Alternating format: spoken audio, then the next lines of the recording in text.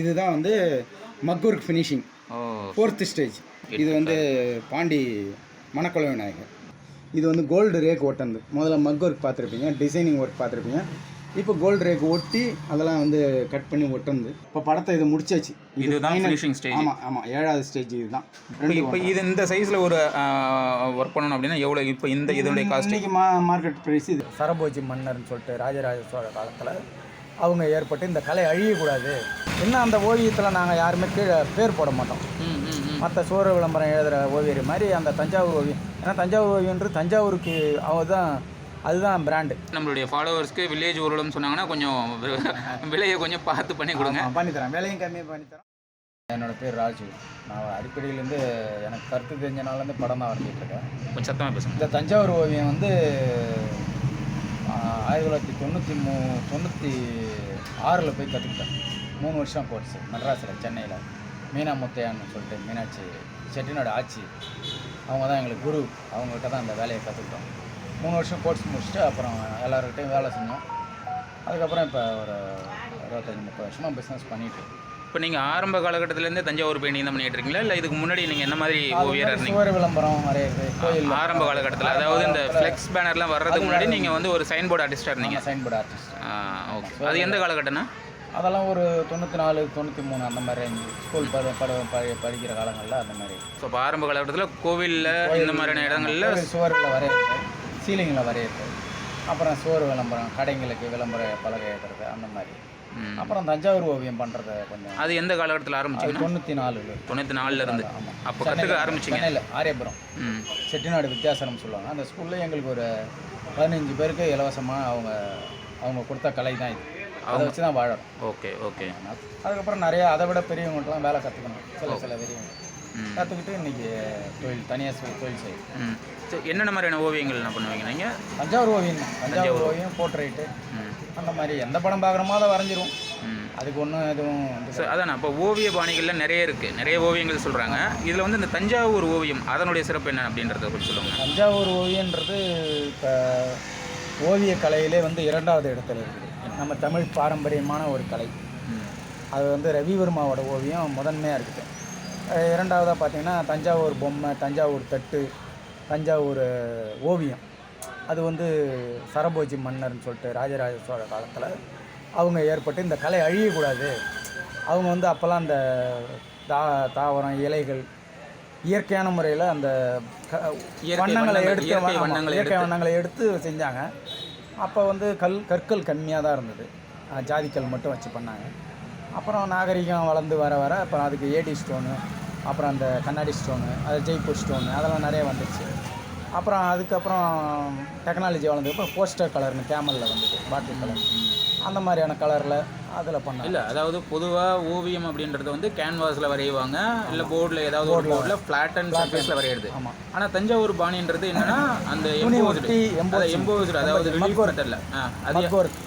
அது புளியங்கொட்டை மாவு, chalk powder, அது கருவேலங்கோந்து, இதெல்லாம் ஒரு 100 கிராமுக்கு 100 கிராம் 50 கிராம்னு மிக்ஸ் பண்ணி ஊற வச்சு 10 நாள் வடிகட்டி அதை பண்ணணும். அது மாதிரிலாம் பண்ணால் அது வந்து எதுக்குன்னா அந்த ரிலீஃப் ஒர்க்குக்காக அதை பண்ணுறது. அதாவது இப்போ ஒரு ஜுவல்ஸ்னால் அந்த ஜுவல்ஸ் மாதிரியே அதுக்கு மாதிரி இருக்கும். அதுக்கு மேலே கோல்டு ரேக் ஓட்டுறது, கட் பண்ணி அது சைஸ் தகுந்த எம்போசிங் ப்ரெஸ் பண்ணி துணியால் ஓட்டினா அந்த எம்போசிங் அழகாக இருக்கும். அது மற்ற இடங்களில் போஸ்டர் கலரில் டிராயிங் ஓவியம் வரையாது. அது வந்து ஒரு சிறப்பான ஓவியத்தில் ஒரு சிறப்பானது. இன்னும் நுட்பமான கலை, ரொம்பவும் நுணுக்கமான வேலைப்பாடு. அது செய்கிறதுனால அது வந்து என்ன, அந்த ஓவியத்தில் நாங்கள் யாருமே கீழே பேர் போட மாட்டோம். மற்ற சோறு விளம்பரம் எழுதுகிற ஓவியர் மாதிரி அந்த தஞ்சாவூர் ஓவியம். ஏன்னா தஞ்சாவூர் ஓவியன்றது தஞ்சாவூருக்கு அதுதான் பிராண்டு. அவங்களுடைய பிராண்டட் தஞ்சாவூர் தான் அதுக்கு பேர். புவிசார் குறியீடு மாதிரி தஞ்சாவூர் ஓவியம். ஆமாம். அதனால் அதில் போய் நமக்கு ஆண்டவன் கொடுத்த கலை, அதில் நம்ம சைன் பண்ணக்கூடாது. கலையை மட்டும் நம்ம பயன், அதை நம்ம குருநாதர் சொல்லி கொடுத்தது. இது முழுக்க எதுவுமே மிஷின் சம்மந்தப்பட்டதில்லை, டெக்னாலஜி சம்மந்தப்பட்டது கிடையாது. கையாலே தான் வரையணும், கையால் தான் ஒரு வேலையுமே கையால் செய்யறது. அதனால் வந்து அதுக்கு ஒரு மரியாதை இருக்குது, விரும்புகிறாங்க. எந்த மாதிரியான, அதாவது யாரெல்லாம் அதை வந்து விரும்பி வாங்குறாங்க? எந்த மாதிரியான கடைகளுக்கோ இல்லை கோவில்களுக்கோ? வீடு பூஜை ரூமுக்கு, வீடு கிரகப்பிரவேசம், கடை பூஜை ரூமுக்கு, கடை ஓப்பனிங்க்கு, ஜுவல்லரி கடை, பெரிய அதுதான் அந்த கலையை பற்றி நல்லா தெரிஞ்சவங்க ஒரு சிறப்பான ஓவியம் வைக்கணும் அப்படின்னு நினைக்கிறவங்க அதை வைக்கிறாங்க. அது ஃபஸ்ட்டு குவாலிட்டியாக நல்லாயிருக்கும். ஓகே. ஏன்னா நம்ம நிறைய இடத்துல போயிருப்போம், பெரிய பெரிய இப்போ நகை கடை துணி கடையெல்லாம் வச்சுருப்பாங்க. ஆமாம், பெரிய பிரம்மாண்டமாக அந்த மாதிரி ஓவியங்கள்லாம் வச்சுருப்பாங்க. அது இது பண்ணுறோம். சரி, இது எந்த அளவுலேருந்து மினிமம் அளவுலேருந்து பெரிய அளவு வரைக்கும்? மினிமம் இது வந்து இதனோட தொகை வந்து பார்த்தீங்கன்னா ஒரு அளவு சைஸுங்க. அளவு வந்து 10 கெட்டு சின்னது, சின்ன சைஸ் 10 கெட்டுலேருந்து 8 கார்லேருந்து இன்ச்சஸில் ஸ்டார்ட் ஆகுது. அப்புறம் அது ஒரு 4 அடி 5 அடி 3 அடி 4க்கு 3 5க்கு 3 அந்த மாதிரி சைஸில். நீங்கள் இது வரைக்கும் மேக்ஸிமம் எவ்வளோ சைஸில் செஞ்சு கொடுத்துருக்கீங்க? நாம் 6 அடிக்கு 4 அடி 8க்கு 4லாம் பண்ணியிருக்கோம். ரங்கநாதர், சிதம்பரம் சில்வர்ஸ், லக்ஷ்மி சில்வர்ஸு, பாண்டிச்சேரி லக்ஷ்மி சில்வர்ஸ் கடைங்களுக்கெல்லாம் 6க்கு 4 ரங்கநாதர் அந்த மாதிரிலாம் பெரிய படம் பண்ணி. சரி, இப்போ நீங்கள் இதை பண்ணும்போது இப்போ அவங்களே வந்து கேட்பாங்களா, எனக்கு இந்த மாதிரியான கடவுள் தான் வேணும் அப்படின்னு சொல்லி கேட்பாங்களா? நீங்கள் அவங்கவுங்க விரும்புகிற படத்தை நம்ம பண்ணித்தரோம். அவங்க சொல்லுவாங்களா இந்த மாதிரி வேணும், ஆமாம் இந்தந்த படம் வேணும், பூஜை ரூமுக்கு எந்தெந்த மாதிரி படம் வேணும் ஸோ கேட்பாங்க. அதுக்கு தகுந்த மாதிரி நம்ம அவங்க என்ன படம் விரும்பி நமக்கு வாட்ஸ்அப்பில் அனுப்புவாங்க. அதை ஸ்கெட்ச் அவுட்லைன் எடுத்து அப்புறம் படத்தை ஃபினிஷ் பண்ணி டெலிவரி ஃப்ரேம் கண்ணாடி எல்லாம் போட்டு கொடுத்துரும். இது தொகை எவ்வளோண்ணா ஆகும்? எவ்வளோ ஆர்டருக்கு? முதல்ல இது வந்து தொகை ஆரம்பிக்கிறது வந்து மினிமம் 4500 5500 ஸ்டார்ட் ஆகும். அது அளவு என்னென்னா 4000 கெட்டு 10 கெட்டு இன்ச்சஸில் 5500 ஸ்டார்ட் ஆகுதுன்னு வச்சிங்களேன். இன்றைக்கி கோல்டு ஃபைல் ரேட் ஏறிடுச்சு, அதனால் அந்த மாதிரியான ரேட்டு. ஸோ இந்த விலைன்றது வந்து அதில் எப்படி எந்த அளவுக்கு நம்ம வந்து அந்த கோல்டு ஃபைல் போடுறோம் அதுக்கு தகுந்த மாதிரி சைஸுக்கு ஏற்ற மாதிரி ரேட்டு மாறும். கொஞ்சம் நிறைய சப்ஜெக்ட்லேயே நிறைய பிக்சர்ஸ் இருந்தாலும் கொஞ்சம் மாறும், ரேட்டு கொஞ்சம் கூட வரும். சிங்கிள் சப்ஜெக்ட்னா ரேட்டு கொஞ்சம் குறையும். அதுக்கு தகுந்த மாதிரி மெட்டீரியலுக்கு ஏற்ற விலை. ஓகே, அந்த விலை அதாவது அதில் போடுற நம்மளுடைய எஃபர்ட் பொறுத்து அந்த விலை மாறும். நல்லதுங்க. இப்போ நீங்கள் இந்த லோக்கலில் மட்டும் தான் பண்ணுறீங்களா, இல்லை வெளிநாடு இந்த மாதிரியான விஷயங்களுக்கு பண்ணுறீங்களா? ஏதாவது அந்த மாதிரி வெளிநாடு கஸ்டமர்களுக்கு நம்ம அனுப்புகிறோம். இங்கே ஃபைபர் கிளாஸ் போட்டு அனுப்புகிறோம். லாஸ்ட்டாக வந்து ஒரு ஆஸ்திரேலியாவுக்கு ஒரு தியாகராஜர் அனுப்பிச்சோம். அங்கே கும்பகோணம் தியாகராஜருக்கு அந்த ஆராதனை பண்ணுற மாதிரி அங்கே நம்ம இந்தியர்கள்லாம் பண்ணாங்க, நம்ம இந்துக்கள். அவரு நேட்டிவிட்டி கும்பகோணம், ஆனால் அவர் ஆஸ்திரேலியா செட்டில் ஆகிட்டார். அவர் மிருதங்க வித்வான். அவர் தியாகராஜர், அப்புறம் இன்னொரு தியாகராஜர் வேலை நடக்குது, அதெல்லாம் ஆஸ்திரேலியா அனுப்புகிறோம். இங்கே இது பண்ணோம்னா கண்டெய்னரில் அனுப்பிடுறோம் தேவைப்படலாம். ஸோ வெளியிலேருந்து இப்போ கேட்டாலும் நீங்கள் வந்து பண்ணி கொடுக்குறோம். மலேசியா சிங்கப்பூரும் அனுப்புகிறோம். அதுக்கு அந்த மாதிரி பண்ணித்தரோம். இப்போ மலேசியாவுக்கு ஒரு கேலரி அனுப்புகிறோம். அங்கே உட்டன் ஒரு கேலரி வச்சுக்காரு. சரி, சுரேஷ்னு ஒரு நண்பர் அவர். சரி, அப்படியே அந்த ஒர்க் ப்ராசஸ் அப்படியே கொஞ்சம் சொல்லுங்கள். நீங்கள் இது என்ன எப்படி பண்ணுறீங்க அப்படின்றத அப்படி சொல்லுங்கள். பாருங்கள், இந்த மாதிரி பிளைன் போர்டாக இருக்கும். இதில் வந்து துணி ஒட்டும், ப்ளைவுட்டில் வந்து துணி ஒட்டிடும். ஸோ இதுதான் வந்து அந்த ப்ளைவுட் பேசிக்காக ஆரம்பிக்கும். ப்ளைவுட்டுங்களா இது? ப்ளைவுட், ஆமாம். 8mm ப்ளைவுடு. இது வந்து துணி ஒட்டி கோட்டிங் அடிச்சிடும். துணினா கேன்வாஸ் துணி, கேன்வாஸ் காட்டன் துணி ஒட்டி அதுக்கு மேலே கோட்டிங் சாக் போட்டு கோட்டிங் அடிச்சிடும். இதுக்கப்புறம் இதில் ஸ்கெட்சாக இருக்கிறது. ஸ்கெட்ச், அது அவுட்லைன் ட்ராயிங். அவுட்லைன் ஸ்கெட்ச், ஆமாம் அவுட்லைன் ஸ்கெட்ச். இந்த மாதிரி ஸ்கெட்சாக இருக்கும் அவுட்லைன் ஸ்கெட்ச். ஒரு படத்தை ஜெராக்ஸ் போட்டுட்டு இந்த மாதிரி ட்ராப் பண்ணுறது, கார்பன் வச்சு ட்ராப் பண்ணுறது. ஸ்கெட்ச் அவுட் ஆகாமல் இருக்கிறதுக்கு கார்பன் வச்சு இறக்கணும். இதுக்கு மேலே ஸ்டோன்லாம் ஓட்டுறது, எங்கெங்கே ஸ்டோன் வருமோ அந்த ஸ்டோன்லாம் ஓட்டணும். இது என்ன சைஸ்னு? அது இது வந்து 12க்கு 12. இதுதான் 12க்கு 1 சைஸ். 1 அடிக்கு 1 அடி. 1 அடிக்கு 1 அடி. இதுக்கு அடுத்தது என்ன ப்ராசஸ்? இதுக்கு அடுத்தது மக் வைக்கிறது. ஸ்டோன் வச்சு மக்கெல்லாம் வைப்போம். ஸ்டோனில் எங்கெங்கே ஸ்டோன் வருமோ அதெல்லாம் வைப்போம். அதாவது அந்த மக்கு வச்சு அதுக்கு மேலே ஸ்டோன், அதுக்கு மேலே கோல்ட் ஃபைல். ஆமாம். இப்போ இதுக்கு முன்னாடி ஸ்கெட்ச் போட்டோம். அந்த ஸ்கெட்சே வந்து இப்போ அதில் ஸ்டோன்லாம் ஒட்டிருக்கிறோம். எங்கெங்கே வருமோ அந்த மண்டபம், இந்த ஜுவல்ஸு, கிரீடம், அந்த பதக்கம், இடுப்பில், கை கால் எல்லாத்துக்குமே அந்த ஸ்டோன் வந்துடும். Red and green stone, white ஸ்டோனும் இருக்குது. தேவைப்படுறாங்க அது மாதிரி நீங்கள் வச்சுக்கலாம். அது வந்து ஃபெவிக்கால் வச்சு ஒட்டணும் ஒன்று ஒன்றா. எங்கெங்கெல்லாம் நகைகள் எங்கெல்லாம் வந்து ஆபரணத்துக்கு அந்த ஸ்டோன் கற்கள் வைக்கிறது. ஓகே, இப்போ இது வந்து இந்த ஸ்டோன்ஸ்லாம் என்ன மாதிரியான ஸ்டோன்ஸ்? கண்ணாடியா இல்லை ஜெய்ப்பூர் ஸ்டோன்? கண்ணாடி ஸ்டோன். கண்ணாடி ஸ்டோன். ஆமாம், கண்ணாடி ஸ்டோன். அப்புறம் ஸ்டோன் வச்சாச்சு. இது 3வது ப்ராசஸ். 3வது ப்ராசஸில் இந்த மாவெல்லாம் ஊற்றி இந்த புளியங்கொட்டை மாவு, கருவலங்கு வந்து இதெல்லாம் மிக்ஸ் பண்ணி ஊற வச்ச மாவு இந்த மாதிரி அப்ளை பண்ணிடுறோம். அப்ளை பண்ணி காஞ்சதுக்கப்புறம் இதை துணி வச்சு தேய்ச்சோன்னா அந்த கல்லெல்லாம் தெரியும். அதுக்கு மேலே பென்சில், அதாவது அந்த கல்லெல்லாம் மறையிற அளவுக்கு ஊற்றணும் அந்த மாவை. ஊற்றிட்டு அதுக்கப்புறம் அதெல்லாம் தேய்ச்சின்னா இந்த தெரியும், கேப்பில் தெரியும். எல்லாம் பார்க்குறதுக்கு பதிச்சு வச்ச மாதிரி இருக்கும். அது உள்ளே தான் இருக்கும். அப்போ தான் கல் விழாது. 40 வருஷம் ஆனாலும் அந்த கற்கள் கீழே விழாது. அது என்னென்ன மாவுன்னு சொன்னீங்கன்னா? அது புளியங்கொட்டை மாவு, கருவேலங்கோந்து, சாக் பவுடர் கொஞ்சம் மிக்ஸ் பண்ணுங்க. எல்லாத்தையும் ஜலிச்சுட்டு அதில் வந்து ஸோ டிஃபால்ட்டாக எதுவும் விற்கலீங்களா அந்த மாதிரி மாவு இல்லை, அது ரெடிமேடாக விற்கிறாங்க. ம் அது வந்து நமக்கு நல்லதாக இருக்காது, லைஃப் வராது. அவங்க எதில் மிக்ஸ் பண்ணி விற்கிறாங்கன்னு தெரியாது. நாம்பளா வந்து மேனுவலாக செஞ்சால் தான் அது வந்து அர்த்தமாக இருக்கும், லைஃப் வரும். சரி, இது வந்து மூணாவது. அதுக்கப்புறம் அந்த டிசைன் பண்ணணும், கெட்டி மக்குன்னு சொல்லுவாங்க. ஸோ அந்த மக்கு அந்த தண்ணி மக்குக்கு மேலே கெட்டி மக்கில் டிசைன் பண்ணணும். டிசைனிங் ஒர்க் இருக்குது, அந்த கருக்கு வைக்கிறது, டிசைன் போடுறது, மைனூட் டிசைனில் என்னென்ன வரும். ஆமாம், ஒர்க் பண்ணுறது. சரிங்க சரிங்க. ரொம்ப சின்ன சின்னதான அழகாக இருக்குண்ணா. ஆமாம், இதுதான் வந்து மக் ஒர்க் ஃபினிஷிங், 4th ஸ்டேஜ். இதில் டிசைன்லாம் பண்ணியாச்சு.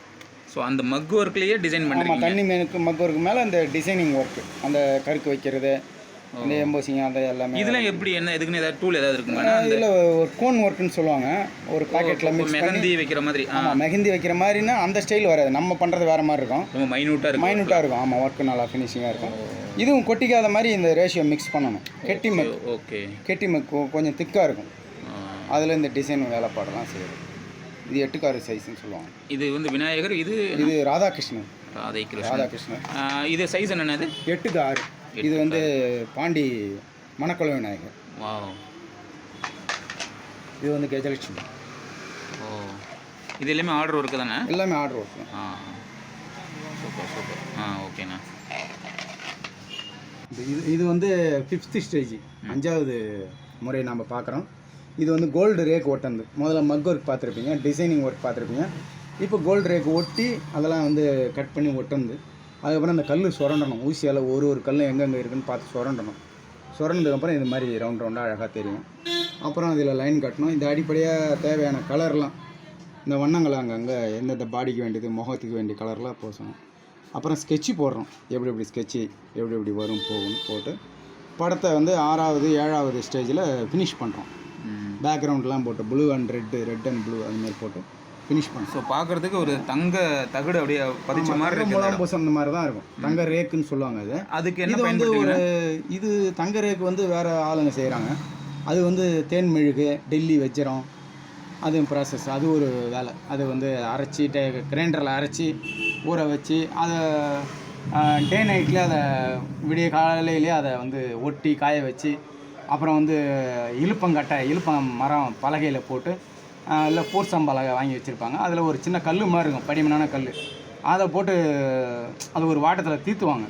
அது தனி ப்ராசஸ். அந்த கோல்ட் ஃபாயில் உருவாக்குறதுன்னு அது ஒரு ப்ராசஸ், தனி ப்ராசஸ். ஆனால் உங்களுக்கு வர்றது வெறும் ஃபாயில் பேப்பராக வந்துடும், முடிச்சு வந்துடும். அவங்க முடிச்சு நம்ம கொடுப்பாங்க. பேப்பராக நீங்கள் தனியாக வாங்கிடுவீங்களா? வாங்கி புக்காக வந்துடும். 25 ஷீட்டு கொண்டது ஒரு புக்கு. அதை வாங்கி நம்ம கட் பண்ணி தேவையான இடங்களுக்கு ஓட்டுவோம். ஒட்டுறது. ஆமாம், இன்றைக்கி ஒரு புக்கு ஒரு 3,500 3,000 அந்த மாதிரி. அது என்ன சைஸில் இருக்குண்ணா? ஒரு 5x4 இன்ச்சஸ் 5x4 விட கொஞ்சம் கம்மியாக இருக்கும். 4x5 அந்த மாதிரி சைஸில் கிடைக்குது. 6x4 கிடைக்குது, கொஞ்சம் விலை அதிகம் அது. ஸோ ஓகே, இது அதை தான் வந்து நீங்கள் அந்த மேலே தேவையான இடங்களுக்கு கருவலங்கு வந்து வச்சு ஒட்டுறோம். பின்னாடி அப்ளை பண்ணி கருவலங்கு வந்து போட்டு இதை பனியன் துணியில் நல்லா எம்போசிங்காக அழுத்தணும். அப்போ தான் அந்த டிசைன்லாம் வெளியே வரும். ஒட்டுறதுக்கும் ஒரு முறை இருக்குது, அது பிரகாரம் ஓட்டணும். ஏன்னா ஓவராக கோந்த தடவினாலும் இது ஊறி வீணாயிடும். பக்குவமாக அதை தடவி அதெல்லாம் ஒரு வேலையும் கற்றுக்கணும். இவ்வளோ வேலை இருக்கு. ஆமாம் கற்றுக்கணும். சாதாரணமாக சாதாரண ஓவியங்களுக்கும் இந்த தஞ்சாவூர் ஓவியத்துக்கும் உள்ள வித்தியாசம் இதுதான். இந்த சாதாரண ஓவியமும் காட்டுறேன். கோல்டு ஒட்டாதது டைரெக்டாக போர்ட்ரேட்டாக கலரிங் பண்ணதையும் இப்போ உங்களுக்கு நான் காட்டுறேன், பார்க்கலாம். ஓகே, இது வந்து போர்ட்ரேட் ஓவியம்னு சொல்லுவாங்க. அதாவது இது நம்ம எம்போசிங் நம்ம சொன்ன தஞ்சாவூர் ஓவிய பாணி இருக்கும்.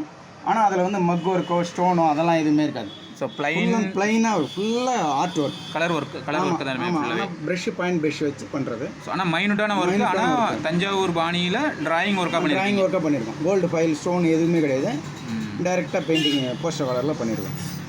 இது 15x12 with ஃப்ரேமோட. 15x12 frame class எல்லாம் போட்டாச்சு. ஓகேண்ணா. இதில் ஒரு 4,500 5,000. இது வந்து ஒரு 4,000 4,500 அந்த ரேஞ்சில் வரும். இதுவும் ஆர்டர் ஒர்க்கு தானே? இதுவும் ஆர்டர் ஒர்க் தான். மார்கழிக்காக இப்போ ஒரு கஸ்டமரோட ஆர்டர் இது. ஆண்டாள் நாச்சியார், ஸ்ரீவில்லிபுத்தூர் ஆண்டாள். ஓ சூப்பர்ண்ணா. இப்போ படத்தை இது முடிச்சாச்சு. இதுதான் ஃபினிஷிங் ஸ்டேஜ். ஆமாம் 7வது ஸ்டேஜ் இதுதான். ஃபினிஷிங் பண்ணியாச்சு, ஓவியத்தை முடிஞ்சது. ஸோ அவ்வளோ அழகாக இருக்குங்க. ஆமாம், இது நுட்பமான ஓவியம். ஸோ அந்த ஜுவல்ஸ் வர இடத்துல எல்லாமே நீங்கள் அந்த கோல்டு ஃபாயில் ஸ்டோனு அந்த இண்டியன் இங்கில் லைன் கட்டுறோம். இதில் இண்டியன் இங்கில் லைன் கட்டுறோம். ஓகே. பக்குவமாக லைன் கட்டுறோம். சில பேர் பேனாவில் கட்டுறாங்க, அது மாதிரி செய்யக்கூடாது. ப்ரஷ்ஷில் வச்சு தான் பண்ணுறீங்க? ப்ரஷ்ஷில் வச்சு தான், எல்லாம் ப்ரஷ்ஷு தான். ஆமாம், சில பேர் இப்போ மெனக்கட்டுறதுக்கு வந்து என்ன பண்ணுறாங்க, பேனாவிலே எழுதுறாங்க, மார்க்கரால், அதெல்லாம் வீணாகிடும். இதெல்லாம் ஃபுல் அண்ட் ஃபுல் இன்டினிக்கு, இது 50 வருஷம் ஆனாலும் ஒன்றும் ஆகாது. அந்த பேனாவோட இங்கு வந்து தரம் மட்டமானது, அது சீக்கிரம் கெட்டு போயிடும். ஓவியத்தை வந்து நம்ம இது பழமையான கலை.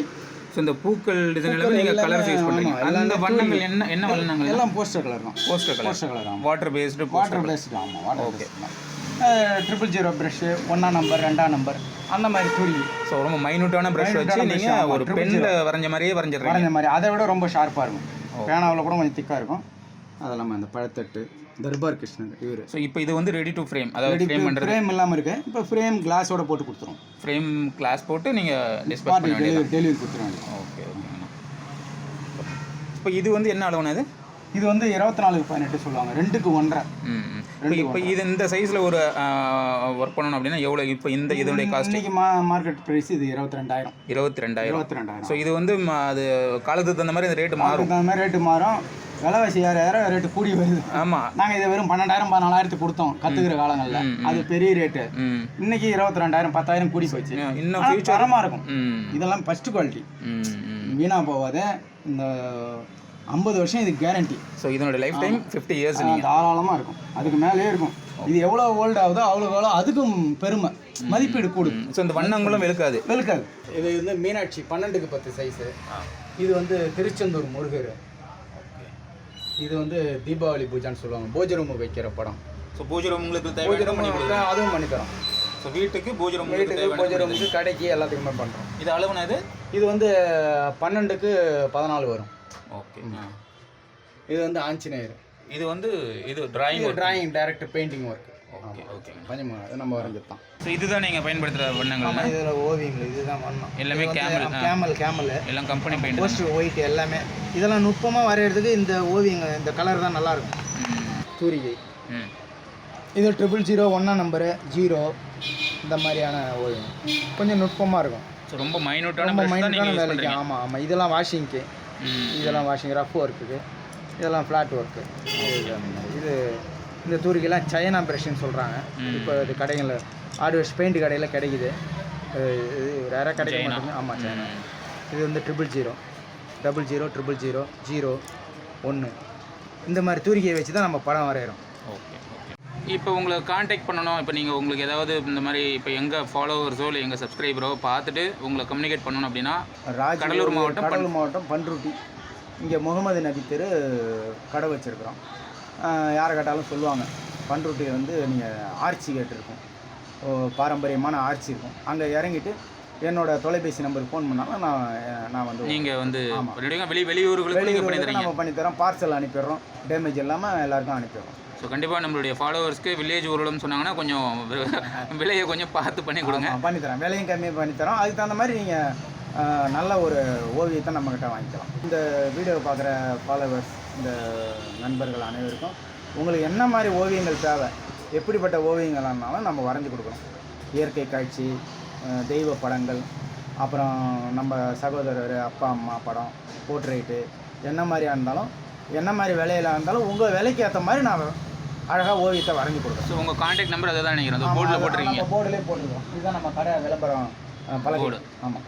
ஸோ கவிகிருஷ்ணா கலையகம் நம்மளது பண்ருட்டி. கவிகிருஷ்ணா கலையகம்னா எல்லாருக்குமே தெரியும். வில்லேஜ் ஊர்வலம் சேனல் வாய்ப்பு கொடுத்ததுக்கு மிக்க நன்றி. இன்னும் மேலும் மேலும் அந்த சேனலும் வளரணும், நம்மளும் வளரணும். ரொம்ப நன்றிங்கண்ணா. ரொம்ப நன்றி. வணக்கம்.